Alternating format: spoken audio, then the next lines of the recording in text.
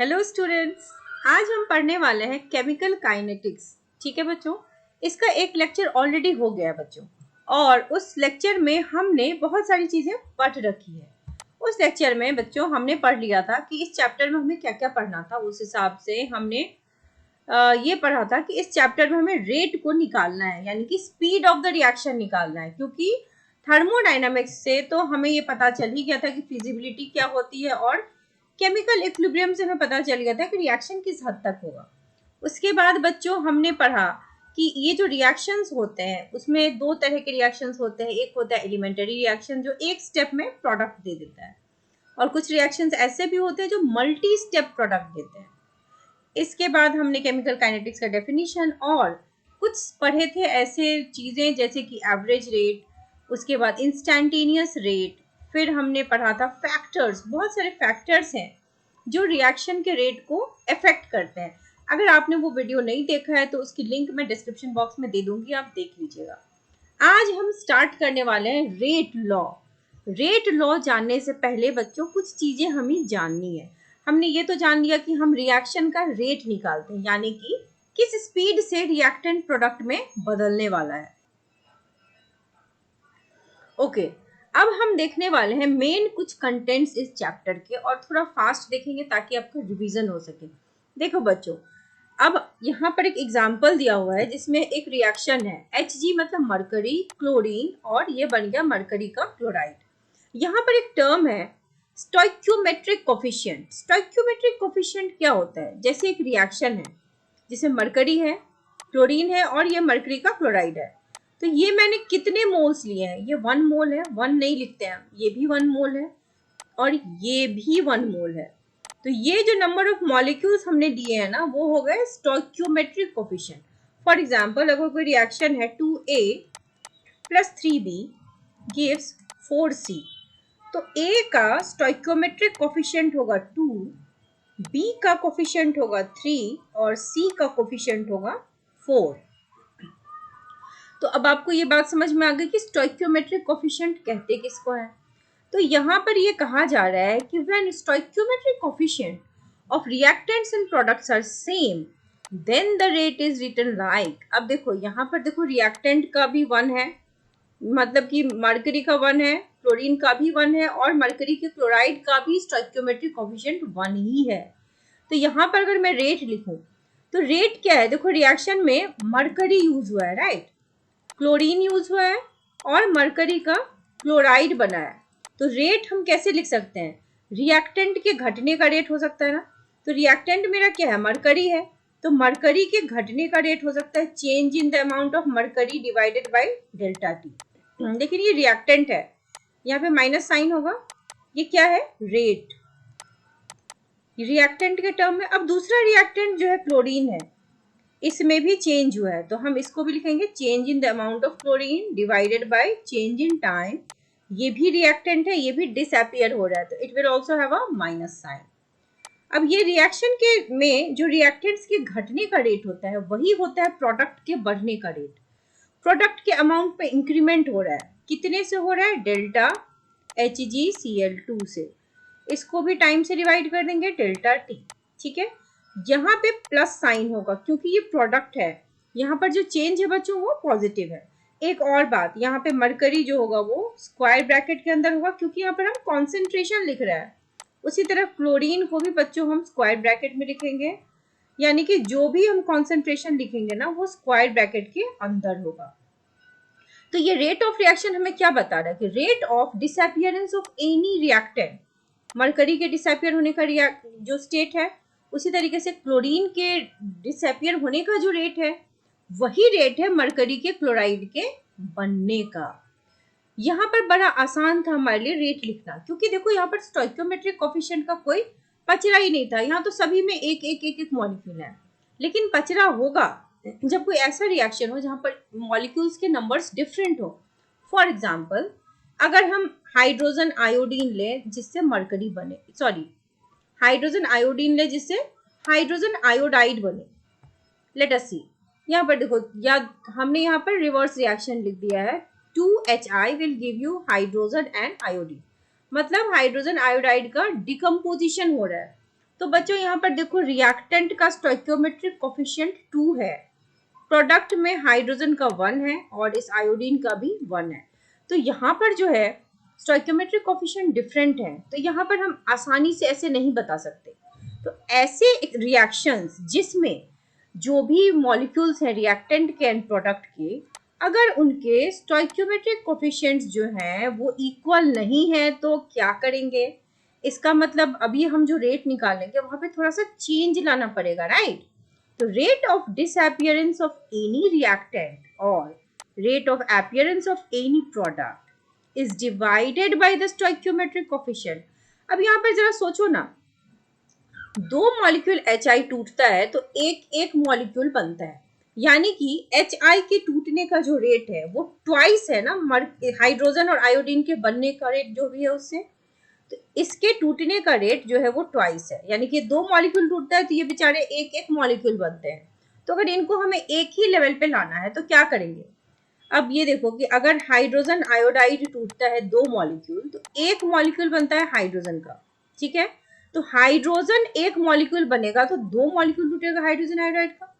तो यहाँ पर जब हम रेट लिखेंगे ना तो रेट रिएक्शन अब क्या हो जाएगा, जो भी मॉलिक्यूल होता है ना, रेट रिएक्शन हम कैसे लिखते हैं, जो भी रिएक्टेंट है या प्रोडक्ट है उसका जो भी स्टोइकियोमेट्रिक कोफिशिएंट है उससे हम उसके रेट को डिवाइड करते हैं। फॉर एग्जांपल अगर यहाँ पर मॉलिक्यूल्स नहीं होते, मान लो कि रिएक्शन होता है HI gives H2 plus I2, तो रेट हम क्या लिखते हैं? Rate would have been equal to, hydrogen iodide reactant है तो इसका रेट घटता तो change in concentration of HI होता डिवाइडेड बाय इसका जो टाइम है डेल्टा टी रख लेते हैं, ये रिएक्टेंट है तो यहाँ पे माइनस साइन देंगे, ठीक है? अब प्रोडक्ट में आओ, ये हाइड्रोजन है तो इसके घटने का रेट क्या है? Delta concentration of H2 divided by delta T, क्योंकि ये टाइम इंटरवल है, ये पॉजिटिव है क्योंकि ये प्रोडक्ट है। अब आयोडीन को देखो, आयोडीन का भी रेट ऑफ डिसअपियरेंस वही है, तो delta I2 divided by delta T, ठीक है? ये रिएक्शन जो है ये हमें लग रहा है कि सबका स्टोइकियोमेट्रिक कोफिशिएंट सिमिलर है, यानी कि 1 है, तो फटाफट लिख दिया। लेकिन अगर यहाँ पर 2 आ जाए तो हम क्या करेंगे? इसका जो घटने का रेट जहां लिखा था वहां पर हम 2 से डिवाइड करेंगे, अंडरस्टूड? तो इस तरीके से अब ये है इस रिएक्शन का रेट, ये है रिएक्टेंट के घटने का रेट, ये है प्रोडक्ट के बनने का रेट। तो इस तरीके से रेट ऑफ द रिएक्शन लिखते हैं और आपके एग्जाम में इससे क्वेश्चंस भी आते हैं, ठीक है? अब एक क्वेश्चन है, एक रिएक्शन है जिसमें रिएक्टेंट है 2A और प्रोडक्ट है P, प्रोडक्ट है। अब कह रहा है कि concentration of A decreases from 0.5 to 0.4, यानी कि चेंज इन कॉन्सेंट्रेशन जिसको हम डेल्टा A यहाँ ले रहे हैं वो हम क्या निकालेंगे? 0.5 और 0.4 के डिफरेंस को कहेंगे, और यहाँ पर टाइम दिया हुआ है 10 मिनट्स। तो कह रहा है calculate the rate during this interval. तो रेट कैसे निकालोगे? ये 2A है तो रिएक्शन का रेट यहाँ पे क्या हो जाएगा? अगर मैं रिएक्शन लिखूं 2A गिव्स प्रोडक्ट, तो रिएक्शन का रेट यहाँ पे क्या होगा? माइनस ये delta change in concentration of A divided by time, और यहाँ पे ये हाफ से यानी कि 2 से डिवाइड हो जाएगा। क्यों? क्योंकि ये 2 है यहाँ पे इसका स्टोइकियोमेट्रिक कोफिशिएंट। तो डेल्टा ए क्या है हमारा? 0.5 और 0.4 का डिफरेंस क्या होगा? 0.1 होगा। तो 0.1 डिवाइडेड बाय टाइम कितना है? 10, और इसको 2 से डिवाइड कर दो। तो अब जो आंसर आएगा दैट इज 5 × 10⁻³ मोलर पर मिनट। तो इस तरीके से हम इस तरह के क्वेश्चन को सॉल्व करते हैं। फॉर सपोज मान लो कि कोई रिएक्शन है 2A plus 3B gives you 4C plus 5D, ठीक है? अब आपको कहा जा रहा है कि इसका रेट निकालो, सभी का रेट एक्सप्रेशन दिखाओ। तो रिएक्शन का रेट लिखते हैं, तो A के घटने का रेट क्या होगा? Delta A divided by delta T। A का स्टोइकियोमेट्रिक कोफिशिएंट क्या है? 2 है, अब इसको 2 से आप डिवाइड कर दो, ठीक है? B का कैसे लिखोगे? यहाँ पे माइनस साइन भी देना है, उसे नहीं भूलना। Change in concentration of B divided by delta T, यहाँ पे स्टोइकियोमेट्रिक कोफिशिएंट है 3, तो आप इसको 3 से डिवाइड करोगे, डिनोमिनेटर में 3 डाल रहे हैं मतलब 3 से डिवाइड कर रहे हैं, यहाँ पर भी माइनस साइन। अब सी का क्या लिखोगे भाई, सी में हम लिखेंगे change in concentration of C divided by delta T. यहाँ पर स्टोइकियोमेट्रिक कोएफिशिएंट है 4, तो हम क्या करेंगे, यहाँ पर 4 से डिवाइड करेंगे, गॉट इट। लेकिन यहाँ पर साइन होगा पॉजिटिव क्योंकि ये प्रोडक्ट है। अब डी को देखो डी का अमाउंट भी बढ़ रहा है, तो change in amount of D divided by delta T. यहाँ पर स्टोइकियोमेट्रिक कोएफिशिएंट है 5, तो you have to divide this by 5। तो ये होता है रेट लिखने का तरीका, rate of disappearance of reactant and rate of appearance of product. तो कोई भी एक्सप्रेशन हो आप इसी तरीके से करोगे, रेट लिखा, उसके बाद जो भी स्टोइकियोमेट्रिक कोएफिशिएंट है उस रिएक्टेंट या प्रोडक्ट का, उस नंबर से आपको डिवाइड कर देना है, ठीक है। अब जरा देखें एक जनरल रिएक्शन, एक जनरल रिएक्शन है, मान लो A मोल्स ऑफ हमने लिया है capital A, small b moles of capital B, ये दो सब्सटेंस हमने लिए हैं, A कैपिटल A और कैपिटल B हमारे रिएक्टेंट्स हैं, और जो प्रोडक्ट है वो C moles of capital C बना है और D moles of capital D बना है। ये आपके NCERT का ही वर्जन है। तो अब देखो यहाँ पर स्टोइकियोमेट्रिक कोएफिशिएंट रिएक्टेंट्स की क्या है, A और B है ना, और प्रोडक्ट्स के हैं C एंड D। अब रेट ऑफ द रिएक्शन जो है, अब रेट एक्सप्रेशन एक अलग चीज है कि हम रेट को एक्सप्रेस कैसे कर सकते हैं, ठीक है। ये स्टोइकियोमेट्रिक कोएफिशिएंट है। बच्चों अपने क्लास 10th में पढ़ा होगा ना कि रिएक्शन को बैलेंस करने के लिए हम, जैसे मान लो कि हाइड्रोजन आयोडाइड है, इसने H2+I2 दिया, यहाँ पर हम 2 क्यों लिखते हैं, ताकि ये मास का बैलेंसिंग हो जाए, राइट। लेकिन जरूरी नहीं है कि रिएक्शन का रेट जो है वो इसका ट्वाइस ही हो। जब रिएक्शन होता है तो बहुत से फैक्टर्स पे डिपेंड करता है, और रिएक्शन का रेट जरूरी नहीं है कि स्टोइकियोमेट्रिक कोएफिशिएंट की तरह ही चले।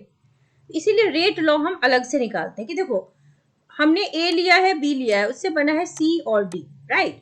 तो रेट एक्सप्रेशन जो है, rate of the reaction depends on the concentration of reactant, लेकिन रेज टू द पावर जो है ना वो मे और may not be equal to stoichiometric coefficient. देखो कायदे से आप क्या सोचते कि rate is proportional to concentration of A to the power A और concentration of B to the power B, क्योंकि ये A था कैपिटल A का स्टोइकियोमेट्रिक कोएफिशिएंट और ये B था कैपिटल B का स्टोइकियोमेट्रिक कोएफिशिएंट। हालांकि ऐसा नहीं होता, रेट ऐसे डिपेंड नहीं करता, rate is proportional to A, इसका पावर कुछ भी हो सकता है, x मतलब ये बता रहा है कि x A हो ऐसा जरूरी नहीं है। उसी तरह B का पावर y, ये y B के बराबर हो या नहीं हो, कुछ भी हो सकता है, बराबर भी हो सकता है, नहीं भी हो सकता है। तो ये जब हम रेट रिएक्शन लिखते हैं, रेट एक्सप्रेशन, तो ये हम बताते हैं, आपसे एग्जाम में ये डेफिनेशन अगर पूछा जाए रेट एक्सप्रेशन का, तो आप बताओगे कि रेट जो है that is proportional to concentration raise to the power equal to may be x और y which may not be equal to stoichiometric coefficient, ठीक है। ये जरूरी नहीं है कि ये स्टोइकियोमेट्रिक कोएफिशिएंट ही हो। अब यहाँ पर देखो हमने यहाँ पे ले लिया है प्रोपोर्शनल। आप अब जानते हो, आप 12th क्लास दे चुके हो, आप ये जानते हो कि जब प्रोपोर्शनैलिटी साइन हटाते हैं और इक्वल टू लाते हैं तो एक कांस्टेंट हम लगाते हैं। यहाँ पर हम लगाएंगे एक कांस्टेंट k जिसको हम कहेंगे रेट कांस्टेंट। तो अब बाकी का एक्सप्रेशन वही है, रेट कांस्टेंट हो गया हमारा k, ठीक है। R है रेट, K है rate, this is your rate constant. तो ये है रेट का अब लॉ, रेट लॉ। तो ये जो रिएक्शन था that is proportional to product of concentration terms raised to the power which may be equal to और may not be equal to the stoichiometric coefficient. और इन कॉन्सेंट्रेशन टर्म्स को बच्चों हमने K से मल्टीप्लाई किया है, this K is a constant, this is a rate constant, ठीक है। तो अब चूंकि ये हम डिफरेंशियल फॉर्म में अगर लिखना चाहें इसको, तो इसको ऐसे लिख सकते हैं, रेट का मतलब क्या होता है, रेट है रिएक्टेंट के घटने का रेट है, तो can be write it like minus dr by dt is equal to, यही चीज लिख दें, k a to the power x और b to the power y। इस तरीके से बच्चों हम लिखते हैं रेट एक्सप्रेशन, ओके। तो रेट एक्सप्रेशन का मतलब अगर आपको डिफाइन करना हो तो you have to learn a definition, representation of rate of the reaction in terms of concentration of the reactant, इसको कहते हैं हम रेट इक्वेशन, ठीक है। यहाँ पर बस यही ध्यान रखना है कि पावर जो है वो स्टोइकियोमेट्रिक कोएफिशिएंट के बराबर होगा भी या नहीं भी होगा। See an example, 2NO plus O2 gives you 2NO2। लेकिन जब इस रिएक्शन का रेट देखा गया ना, तो रिएक्शन का रेट जो है NO के ट्वाइस, यहाँ पे पावर 2 लिखा हुआ है, ऑक्सीजन के पावर 1 लिखा हुआ है, यानी कि इस रिएक्शन में स्टोइकियोमेट्रिक कोफिशिएंट जो है वो इक्वल है रेट के। ठीक है, उसी तरीके से एक और रिएक्शन ले लो, BrO3 माइनस है plus 5Br minus plus 6H plus gives 3Br and 3H2O। यहाँ का जो रेट है, यहाँ पर देखो BrO3 माइनस का स्टोइकियोमेट्रिक कोफिशिएंट 1 है, यहाँ पर इसका पावर भी 1 है। ब्रोमीन यहाँ पर, ब्रोमाइड आयन यहाँ पर 5 है, लेकिन रेट लॉ में यहाँ पे 5 नहीं है, यहाँ पे 1 ही है। और हाइड्रोजन यहाँ पे 6 है, 6 यहाँ पे आयन्स है, यहाँ पे 2 का ही पावर दिया हुआ है। तो आपने देखा कि स्टोइकियोमेट्रिक कोफिशिएंट जरूरी नहीं है कि जितना हो उतना ही रेट लॉ में आए, यानी कि ब्रोमीन का जो इस रिएक्शन में ब्रोमाइड आयन के 5 मॉलिक्यूल्स थे, लेकिन रेट लॉ में हमने देखा कि ब्रोमीन जो है ब्रोमाइड आयन, उसका पावर 1 ही है, उसका पावर 5 नहीं है। उसी तरह हाइड्रोजन का पावर 2 है, 6 नहीं है। तो ये रेट इक्वेशन से हम निकालते हैं, जब ये रिएक्शन होता है तो हम देखते हैं कि कौन से रिएक्टेंट का क्या रोल है रिएक्शन में, कितना रोल है उसका। तो ये आप ऐसे नहीं निकाल सकते सिर्फ नंबर ऑफ मोल्स देख करके, राइट। और आगे पढ़ते हैं, इसको हम ऑर्डर कहेंगे। So addition of power of concentration of reactant in a rate expression is called order. This is very important. Order और molecularity आपके एग्जाम में आ सकता है। ठीक है, ऑर्डर का मतलब क्या है? मान लो कोई रिएक्शन था, मान लो A plus 2B gives you C। ठीक है, इसका अगर मैंने रेट निकाला तो rate was equal to constant A to the power मान लो कि 1 है और B टू द पावर 3 है। मैं थोड़ा डिफरेंट कर देती हूँ, यहाँ पे 2 था, रेट लॉ में 3 आ गया। तो अब यहाँ पर ऑर्डर का मतलब क्या हो गया? You have to find the order. Order कुछ नहीं है, ऑर्डर का मतलब रेट, इस रिएक्शन का हमने रेट लिखा, इस रेट लॉ में रिएक्टेंट्स का जो भी पावर है उसको सम कर दो, दैट इज ऑर्डर। यहाँ पर A का पावर क्या है? 1, B का पावर क्या है? 3, तो इन दोनों को ऐड कर दो तो हो गया टोटल 4। इस रिएक्शन का ऑर्डर है 4। लेकिन अगर कभी मुझसे पूछा जाए कि A के रेस्पेक्ट में क्या ऑर्डर है, तब मैं बताऊंगी कि A के रेस्पेक्ट में ऑर्डर 1 है। अगर पूछा गया कि B के रेस्पेक्ट में क्या ऑर्डर है, तो बताऊंगी ऑर्डर 3 है। तो अगर टोटल रिएक्शन का पूछा जाए तो हम क्या करते हैं, इस रेट लॉ में जो रिएक्टेंट्स के पावर होते हैं उसको ऐड करके हम ऑर्डर निकालते हैं। ठीक है, सी हियर, इस रिएक्शन का रेट लो है, for example A2B gives you C plus D। अब रेट लॉ लिखोगे तो R is equal to K A to the power X और B to the power Y। ये हम जानते हैं कि ये X और Y जो है वो यहाँ के स्टोइकियोमेट्रिक कोफिशिएंट के बराबर नहीं भी हो सकता। अब मुझसे पूछा जाए कि भाई मुझे ये बताओ कि इस रिएक्शन में जो ऑर्डर है वो A के रेस्पेक्ट में कितना है, तो A का पावर कितना है? X है, तो A के रेस्पेक्ट में ऑर्डर X होगा।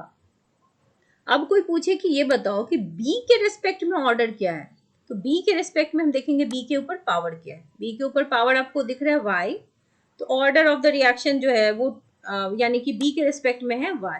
अब कोई पूछ दे कि ये बताओ कि पूरे रिएक्शन का ऑर्डर क्या है, तो हम A का जो पावर है उसको और B का पावर है उसको, दोनों को ऐड करेंगे।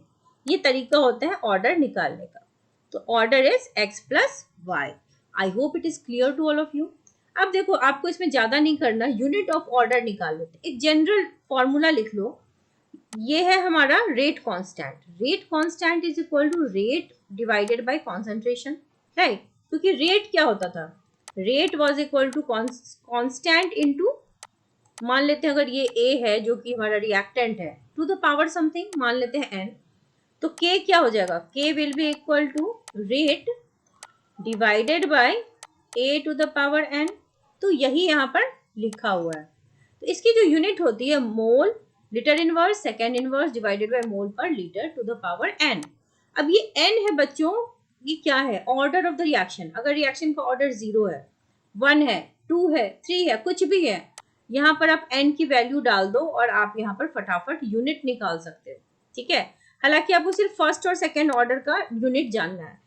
फर्स्ट ऑर्डर में जो आप निकालना चाहते हो K की यूनिट, तो बड़ी इजी है, दैट इज सेकेंड इनवर्स, ये पूछा भी जाता है। और सेकेंड ऑर्डर में K की यूनिट है लीटर, मोल इनवर्स और सेकेंड इनवर्स। तो आप इसको डायरेक्टली भी याद रख सकते हो। अब देखो जरा एक क्वेश्चन देखते हैं, एनसीईआरटी का क्वेश्चन है, calculate the overall order of the reaction. A देखो, ए में हमसे पूछा जा रहा है पूरे रिएक्शन का ऑर्डर, तो ए में देखो रेट क्या कहता है, rate is equal to K A to the power half and B to the power 3/2। तो ए में अगर मुझसे कहा जाए रेट निकालो, तो रेट तो निकला हुआ है, तो मैं ऑर्डर बोलूंगी, ऑर्डर क्या है, ऑर्डर इज इक्वल टू ए का पावर कितना है हाफ, हाफ प्लस बी का ऑर्डर कितना है 3/2। आप इसको ऐड करोगे तो क्या आएगा 4/2 यानी कि 2। तो ऑर्डर 2 आया तो क्या कहेंगे इसको हम, ये है सेकेंड ऑर्डर। अब क्वेश्चन नंबर बी देखो, rate is equal to K A to the power 3/2 B to the power -1। तो यहाँ पे क्वेश्चन नंबर बी का ऑर्डर क्या होगा, ए का पावर है 3/2 और बी का पावर क्या है -1, 3/2 -1, तो 3/2 -1 होता है हाफ, तो इसको हम कह सकते हैं ये है हाफ ऑर्डर।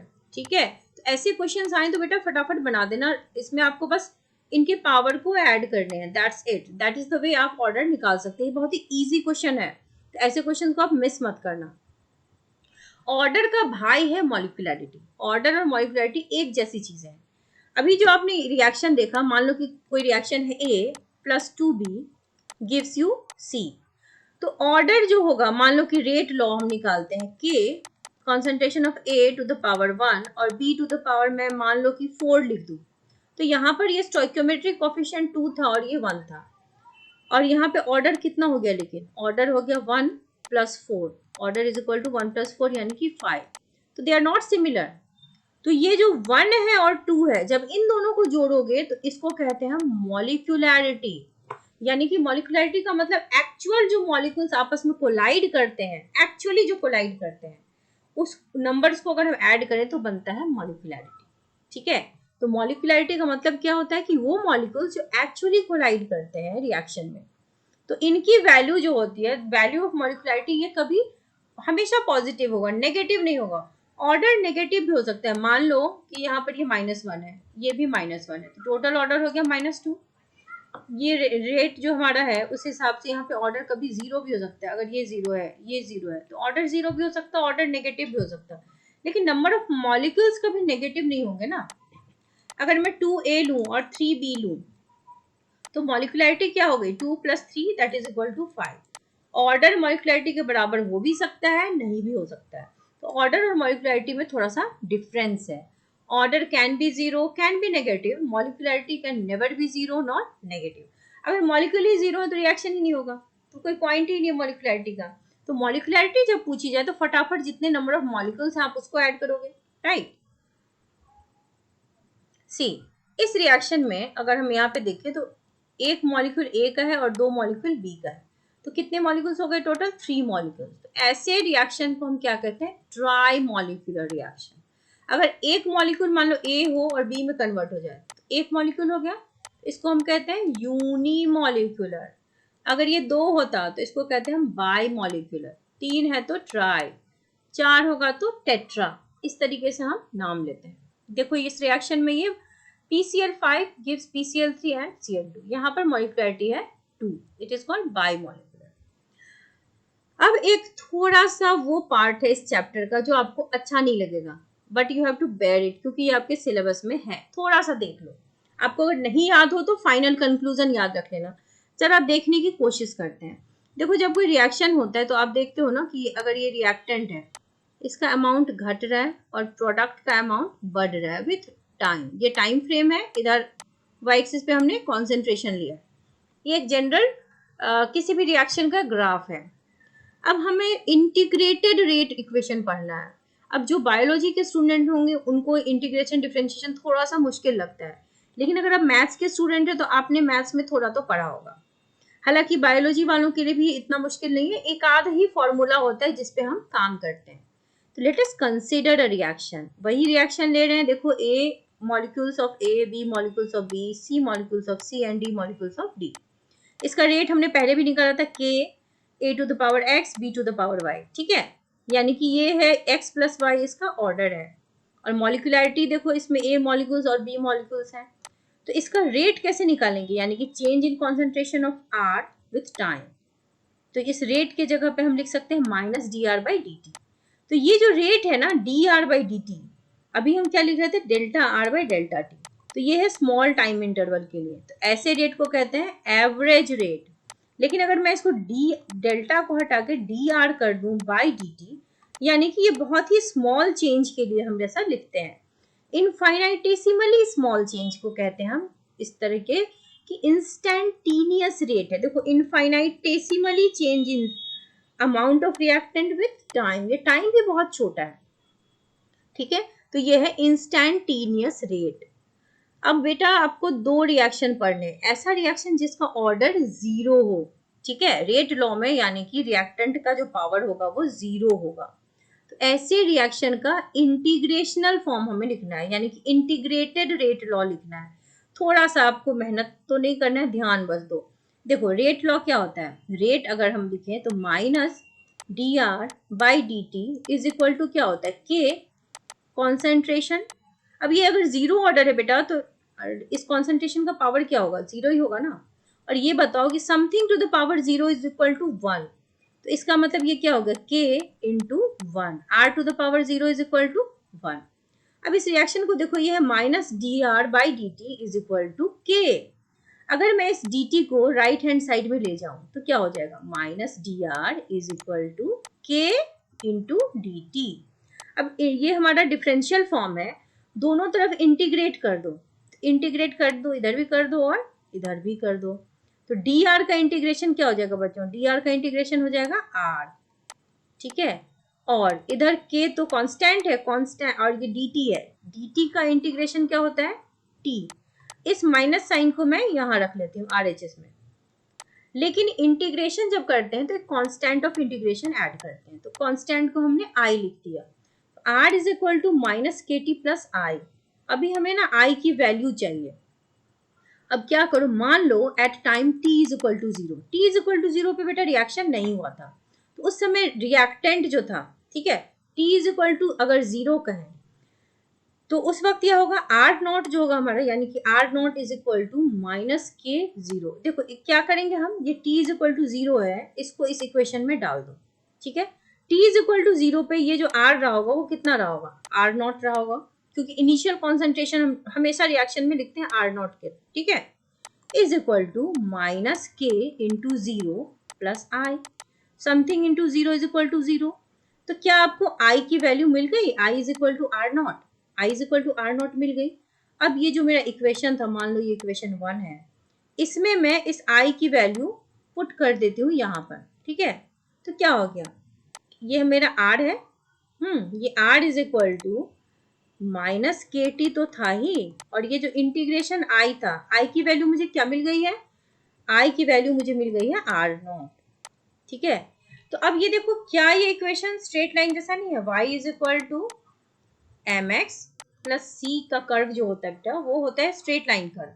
तो यहाँ पर अगर मैं y एक्सिस पे r प्लॉट करूं, ठीक है, y एक्सिस पे मैं r प्लॉट करूं, ये देखो टाइम के जगह पे x है, x एक्सिस पे मैं टाइम को प्लॉट कर लेती हूँ। तो स्लोप जो है हमारा क्या है, माइनस के है, ये एम एक्स प्लस सी में m जो होता है वो स्लोप होता है ना, तो यहाँ पर m की जगह पे क्या है, माइनस के है। तो आप ये याद रखना कि माइनस के जो है वो स्लोप है, ठीक है। और c को कहते हैं इंटरसेप्ट। तो इंटरसेप्ट यानी कि यहाँ से यहाँ तक, ये जो हमारा c है ये है हमारा r नॉट, ठीक है। तो ये y is equal to M X plus C curve को सेटिस्फाई करता है। आपको इसका कर्व याद रखना है, कुछ नहीं करना, कॉन्सेंट्रेशन और टाइम का कर्व, इसको ऐसे गिरते हुए दिखा देना और बोल देना कि स्लोप जो होगा that is equal to minus K. इसको इस इक्वेशन में बोल देना कि it is equal to, it is similar to a straight line curve, straight line curve. तो ये है जीरो ऑर्डर रिएक्शन के लिए, जब रिएक्शन का ऑर्डर जीरो होगा। अब थोड़ा सा हम देखेंगे फर्स्ट ऑर्डर, ठीक है, कि जब रिएक्शन का ऑर्डर फर्स्ट है, मान लो कोई रेट रिएक्शन है, रेट इज इक्वल टू क्या लिखते हो, minus D R by D T लिखते हैं, and that is equal to K. अब यहाँ पर रिएक्टेंट का पावर क्या होगा, 1 होगा, क्योंकि ये रेट लॉ है, और यहाँ पर हम देख रहे हैं कि हम फर्स्ट ऑर्डर के लिए लिखने जा रहे हैं, तो रिएक्टेंट का कॉन्सेंट्रेशन का पावर होगा वो 1 in the rate law, okay. अब यहाँ पर थोड़ा सा देखो क्या करेंगे हम, D R by D T is equal to K R है, तो क्या मैं यहाँ पर लिख सकती हूँ, देखो D R is equal to, इस डी टी को राइट हैंड साइड में भेज देते हैं, ठीक है। डी टी को जब हम राइट हैंड साइड में भेजेंगे D R by D T is equal to K R था, तो इस आर को मैं यहाँ ले आती हूँ, D R by R is equal to K D T है, और इस माइनस साइन को मैं यहाँ रख लेती हूँ। तो डी, इस आर को हम ले गए एल एच एस और डी टी को ले आए आर एच एस, तो D R by R is equal to हो गया के डी टी, ठीक है। अब मैं अगर यहाँ पर ये है इंटीग्रेट कर देते हैं दोनों side, integrating both the side, तो बच्चों डी आर बाई आर का इंटीग्रेशन होता है एल एन आर, ये फॉर्मूला है, ये आपको आना चाहिए। और यहाँ पे राइट हैंड साइड में ये माइनस के है, डी टी का इंटीग्रेशन होगा टी, प्लस अगेन हम ऐड करेंगे कांस्टेंट ऑफ इंटीग्रेशन, ठीक है। इसका कोई मतलब नहीं है, अब यहाँ पर हम फिर से वही करेंगे कि at T is equal to zero, मान लिया T is equal to zero है, टी इज इक्वल टू अगर जीरो है तो रिएक्शन मेरा क्या हो गया, एल एन आर, अब ये आर जो है वो इनिशियल आर है, इनिशियल आर को हम आर नॉट लिखते हैं, is equal to minus K into zero plus आई, के इंटू जीरो का मतलब जीरो, यानी कि आई की वैल्यू क्या आ गई, एल एन आर नॉट आ गई। तो अब इस आई की वैल्यू को यहाँ पे डाल दो, इस इक्वेशन 1 में डाल दो, अब इक्वेशन 1 क्या बन गया, L N R is equal to minus K T तो था ही, और आई के जगह पे क्या हम लिखेंगे, plus L N R naught. अब बेटा ये फिर से हो गया y is equal to M X plus C का कर्व, इजंट इट। y के जगह पे अगर आप एल एन आर को प्लॉट करो, x के जगह पे t को प्लॉट करो, तो देखो आपका जो स्लोप आएगा अगेन वो माइनस के आएगा, और इंटरसेप्ट आपका इस टाइम होगा एल एन आर नॉट। ये है फर्स्ट ऑर्डर का रिएक्शन। अब एक लास्ट टॉपिक इस चैप्टर का बचा हुआ है जिसको कहते हैं हाफ लाइफ। हाफ लाइफ का मतलब क्या होता है, वो टाइम जो किसी रिएक्टेंट को आधा कंप्लीट होने में लगता है, यानी कि अगर मैंने 4 मोल्स लिए हैं तो 2 मोल बनने में उसको जितना समय लगेगा उस समय को कहते हैं हम उसका हाफ लाइफ। और बेटा हाफ लाइफ को हम दिखाते कैसे हैं, टी हाफ से रिप्रेजेंट करते हैं, ठीक है। This is the way we represent half time. अब आपको 2 ही पढ़ने हैं, एक हाफ लाइफ पढ़ना है आपको जीरो ऑर्डर का, और हाफ लाइफ पढ़ना है आपको फर्स्ट ऑर्डर रिएक्शन का, ठीक है। तो हाफ लाइफ आप समझ गए, इट इज अ टाइम, ये डेफिनेशन याद कर लेना कि half life is a time in which concentration of reactant is reduced to 1/2 of the initial concentration, इसीलिए इसको हम टी हाफ से डिनोट करते हैं, राइट। अब ये अगर आपको ना भी याद हो तो फाइनल फॉर्मूला याद कर लेना, सीबीएसई में स्टेप मार्किंग होती है। तो बेटा देखो के जो होगा वो क्या होगा, रेट, ये है रेट कांस्टेंट, ठीक है। तो रेट कांस्टेंट जो होता है वो change in concentration of reactant per unit time होता है, ओके। अब जब जिस टाइम पे मेरा टी जो है वो टी हाफ है, उस वक्त मेरा रिएक्टेंट आधा हो गया होगा ना, टी हाफ का मतलब ही होता है कि रिएक्टेंट मेरा हाफ हो गया है।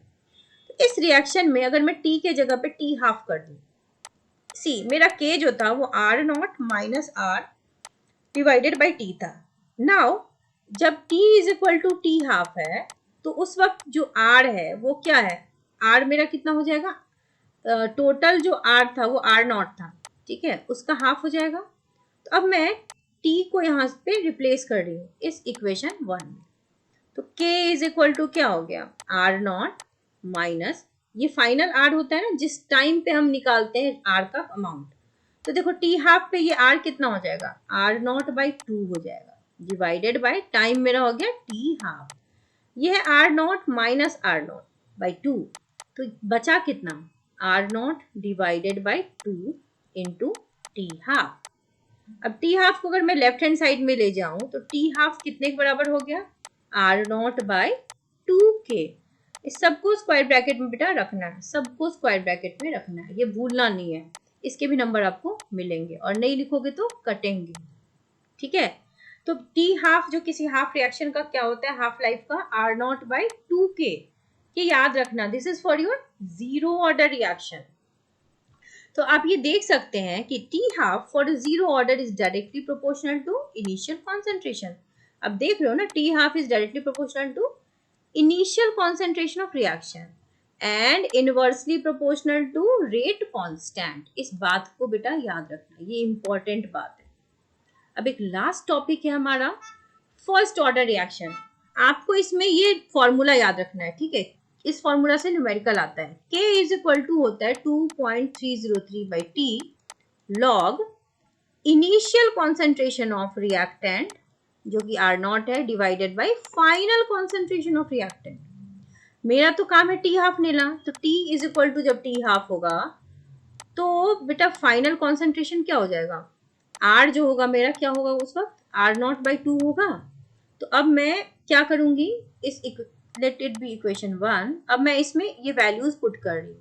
तो K क्या हो गया, K is equal to 2.303 divided by T half log ये है R नॉट और फाइनल ये R क्या है अभी, R नॉट बाई 2 के बराबर है, R नॉट बाई 2।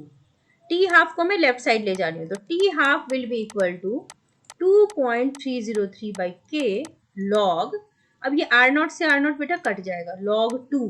log 2 की वैल्यू हम याद रखते हैं, फ्यूचर में भी कोई भी कंपटीशन दोगे तो आपके काम आएगा। तो 2.303 डिवाइडेड बाई के इंटू log 2 की वैल्यू होती है 0.301। तो ये और ये जब मल्टीप्लाई हो जाएगा तो T half is equal to 0.693 divided by K. ये फॉर्मूला याद रखना टी हाफ का, और ये फॉर्मूला किसी भी रेट ऑफ रिएक्शन का होता है। तो अब यहाँ पे आप क्या देख रहे हो, T half initial concentration of reactant पे बिल्कुल डिपेंड नहीं करता। फर्स्ट ऑर्डर रिएक्शन में रिएक्टेंट का अमाउंट जो भी हो उस पर हमारा टी हाफ डिपेंड नहीं करता। लेकिन इससे पहले जब हमने जीरो ऑर्डर लिया था तो देखो यहाँ पर T half directly proportional to initial concentration था और inversely proportional to rate constant था। फर्स्ट ऑर्डर में भी रेट कांस्टेंट के इनवर्सली प्रोपोर्शनल है, लेकिन रिएक्टेंट के अमाउंट पे ये प्रोपोर्शनल नहीं है। तो बच्चों आपको अपने एग्जाम के लिए जो कि टर्म 2 का सिलेबस है उसमें इतना ही पढ़ना है। इतने को आप अगर अच्छे से करके जाओगे तो केमिकल काइनेटिक्स में आपका कुछ भी छूटेगा नहीं। इसके अलावा अगर मैंने कुछ मिस आउट किया हो तो do right in the comment section. और अगर इसके अलावा केमिकल काइनेटिक्स में कुछ और भी आपको रिक्वायर्ड है, मैंने बेसिक न्यूमेरिकल्स भी आपको दिखा दिए हैं हालांकि जैसे आते हैं। इसके अलावा अगर आपके कोई भी सजेशंस हो तो that is always welcome. So all the very best to all my students. अच्छे से पढ़ाई कीजिए, अगले चैप्टर्स की भी मैं वीडियोस जल्दी ही आपको अपलोड कर दूंगी, ठीक है। ऑल द वेरी बेस्ट बच्चों।